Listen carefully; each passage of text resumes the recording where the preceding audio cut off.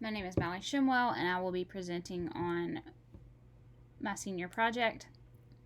I hope to be the technical director for the Lecture Hall Live series that is being produced in the MEA 200 and 300 level class, and creator of tutorial videos for each camera station, the switcher, and the hyperdeck used during the filming of that series. Now, I'd like to begin with the previous and current environments of the MEA industry. Previously, the MEA industry had bridges and connections to all different areas, including sports, film, music, and news.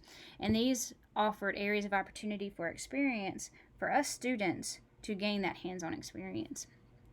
However, when the COVID-19 lockdown occurred, some of those bridges and connections were severed. An example of this is the South by Southwest conference. When the lockdown occurred, that conference operations completely halted. However, one industry arose to provide us with some opportunities to continue gaining experience, and that was esports. And through esports, we were able to still get content to work with and experience working with cameras.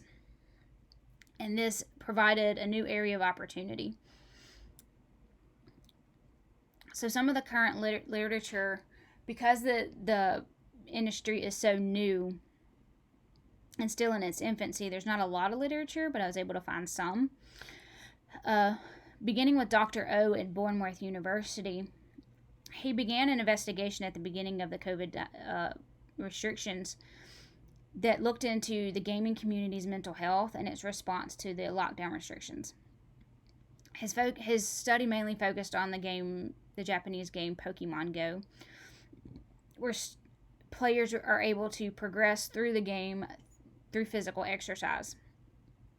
And when the restrictions occurred on going outside, the game developers adjusted their gaming model instead of halting use. They began to focus more on the community and the connections that the games provided. And with the rise of esports come the negative responses. So podcaster Joe Rogan made a statement that those that choose to play video games are wasting their time. And psychologist Dr. Mike Brooks published his rebuttal in Psychology Today that if we relate games back to the media and entertainment industry and its facets, that choosing to spend time in something that you enjoy doing and does not cause harm to yourself or to others and isn't used in excess is a good thing. It's not a waste of time. It's actually just the opposite. It provides entertainment and experience. And so I began to look at what the gaming community, where its origins are. And so I looked at the high school level first, and Matt Zalznak published an article in District Administration that did a study on a high school esports program. And what they found, well, they began to address concerns regarding the gaming students' mental health. The concerns were quelled by research that determined that students who gamed in a supervised, controlled setting spent their time outside of class. More time was spent on their academic work and more time was spent with family. This was due to their emotional need to game having already been completed for the day in that controlled setting. They also found that class attendance rose, along with the overall GPA of the gaming students, to reach 1.5% above the school average. And so after that, I looked at the collegiate level, and Chris Burt published his findings in University Business. And what he found was having a space for students to game and to practice helped with recruitment and retention. And as MEA students, we have been asking for a permanent space. We currently just have a temporary space, but we've been asking for a more permanent space. And having this space with the esports program will allow us time to practice with broadcast and with camera setup and content creation, things that we temporarily have now. We'd like a more permanent space. And so the current project that's going on right now is the Lecture Hall Live series. And I'd like to be the technical director for that. And what it is it's an episodic series that showcases musical talent.